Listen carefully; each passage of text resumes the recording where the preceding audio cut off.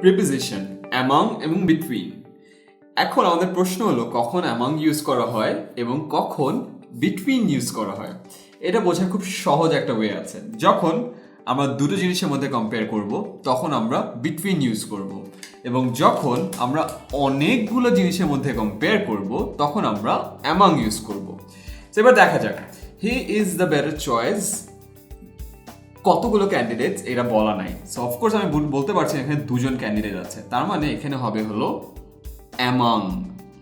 So he is the better choice among the candidates বা among all the candidates. So অনেকগুলো জিনিসের মধ্যে যখন কম্প্যারিজন করছি তখন অ্যামাং ইউজ হচ্ছে। পরের সেন্টেন্সে দেখা যাক, he is the better choice dash the two candidates.